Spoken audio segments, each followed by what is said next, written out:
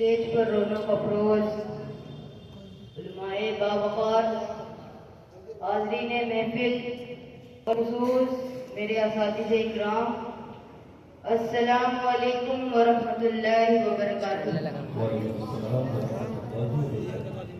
नहमदुहू व नुसल्ली अला रसूलिहिल करीम, अम्मा बाद, फ़अऊज़ु बिल्लाहि मिनश शैतानिर रजीम, बिस्मिल्लाहिर्रहमानिर्रहीम। या अय्युहन्नासु क़द जाअकुम बुरहानुम मिर रब्बिकुम, सदक़ल्लाहुल अज़ीम। मुहतरम सामीन इकराम, आइए सबसे पहले आप और हम मिलकर आक़ाए नामदार मदनी ताजदार सरकारे कुल फ़ख्रे रुsul सय्याहे लामका मालिके इंसो जा सैयदो अबरारो अख्तियार जनाबे अहमद मुस्तफ़ा मोहम्मद अरबी मुस्तफ़ा सल्लल्लाहु तआला अलैहि वसल्लम की बारगाह में दरूद शरीफ का नजराना पेश करे। करे बुलंद आवाज़ अल्लाहुम्मा सल्ली अला सय्यिदिना मुहम्मद व अलैहि सलाम अलैका या रसूलल्लाह सल्लल्लाहु तआला अलैहि वसल्लम। मुहतरम सामीन इकराम, आज मुझे जिस मौजू पर लफ्ज़शाई करने का मौका मिला है वह है मौजिज़ात-ए मुस्तफ़ा सल्लल्लाहु तआला अलैहि वसल्लम।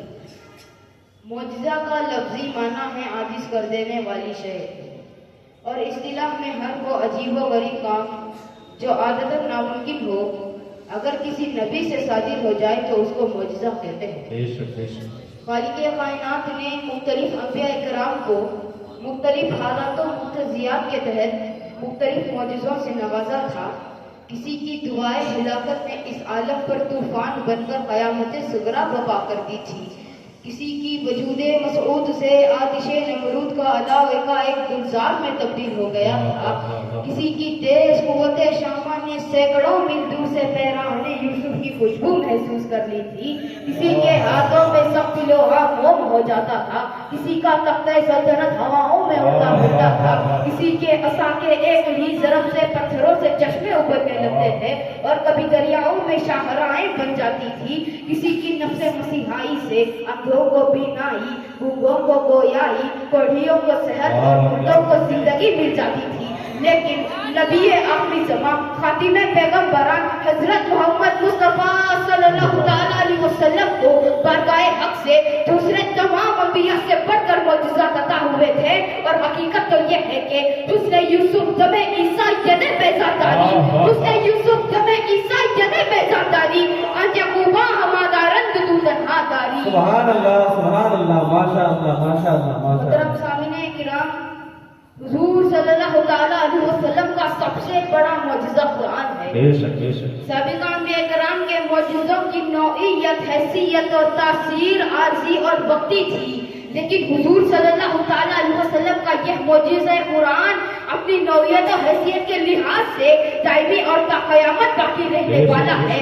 इसकी क़ुव्वत तासीर बनी नौए इंसान के क़ुलूब व अज़हान को क़यामत तक मुसक्कर करती रहेगी। यह किताब हर लिहाज में मौजिज़ा है। उसके अल्फाज़ व मानी, उसकी फसाहत व बलागत, उसकी तालीम व हिदायत, उसका ज़ोर इस्तिदलाल, उसकी क़ुव्वत तासीर सब के सब मौजिज़ा है। दुनिया इसके मिस्ल कलाम लाने से बेबस है।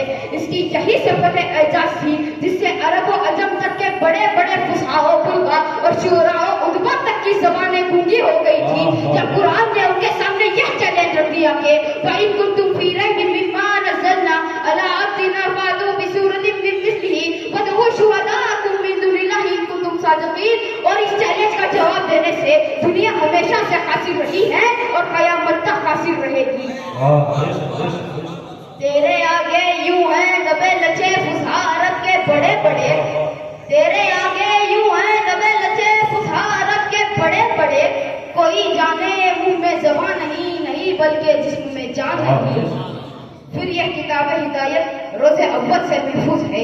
इसमें आज तक किसी एक नुक्ते या किसी एक शोशे तक की तहरीफ नहीं हुई है और ना कभी हो सकती है कौले मोहम्मद कौले खुदा फरमान ना बदला जाएगा।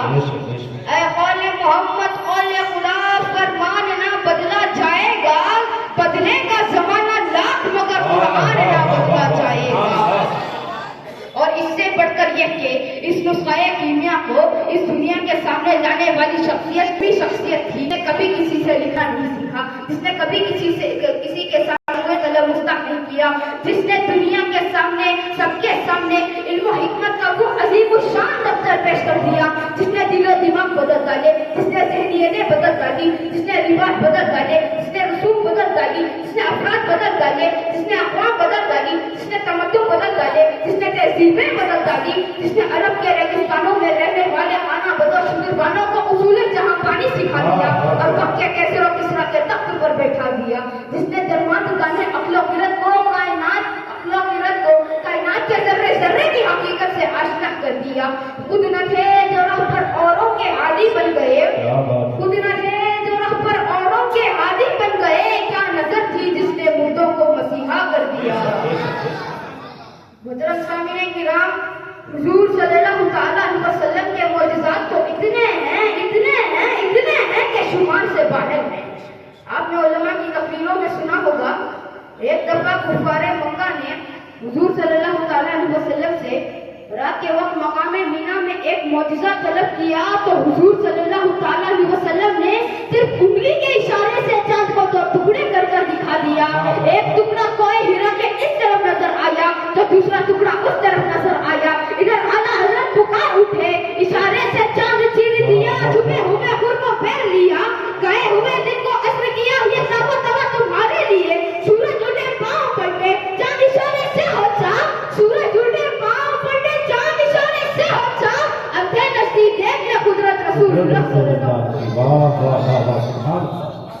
محترم سامعین کرام، ایک دفعہ حضرت جابر حضور صلی اللہ تعالیٰ علیہ وسلم کی بارگاہ میں حاضر ہوئے اور عرض کیا، یا رسول اللہ، میرے والد کے ذمہ یہودیوں کا قرض تھا اور وہ شہید ہو گئے ہیں، میرے پاس سوائے کھجوروں کے اور کچھ نہیں ہے اور میں صرف کھجوروں سے سالوں تک قرض ادا نہیں کر سکتا، یا رسول اللہ آپ میرے نقلستان میں تشریف لے چلے تاکہ آپ کی تہذیب سے قرض کام مجھ پر سختی نہ کرے۔ حضور صلی اللہ تعالیٰ علیہ وسلم حضرت جابر کے ساتھ تشریف لے گئے اور کھجوروں کے ڈھیر کے ارد گرد چکر لگا کر دعا کی اور وہیں بیٹھ کر فرمایا، اے جابر، اپنے قرض خواہوں کو بلاؤ اور کہو کہ اپنا قرض لے کر جائیں۔ اس کے بعد حضرت جابر فرماتے ہیں کہ حضور صلی اللہ تعالیٰ علیہ وسلم کی دعا سے ان کھجوروں میں اتنی برکت آ گئی کہ میرا سارا کا سارا قرض بھی ادا ہو گیا اور کھجوریں بھی بچی کی بچی رہ گئی۔ اعلیٰ حضرت پکار اٹھے، مالک کونین ہیں کو پاس کچھ رکھتے نہیں، مالک کونین ہیں کو پاس کچھ رکھتے نہیں، جو جہاں کی نعمتیں ہیں کہ خالی ہاتھ میں، اور کون دیتا ہے دینے کو منہ چاہیے، دینے والا ہے سچا ہمارا نبی۔ زندگیاں ختم ہوئی اور قلم ٹوٹ گئے، زندگیاں ختم ہوئی اور قلم ٹوٹ گئے، یا رسول اللہ تیرے اوصاف کا ایک بات بھی پورا نہ ہوگا، ہمارے سبحان اللہ سبحان اللہ۔ اللہ تعالیٰ اس بچے کو اور تمام بچوں کو اور کامیابی عطا فرمائے اور ان کو ہمت حوصلہ، جاؤ اپنے دادا کا ہاتھ چومو، ماشاء اللہ ماشاء اللہ۔ اب میں آواز دوں گا سید عزیر الدین علی فلوز کا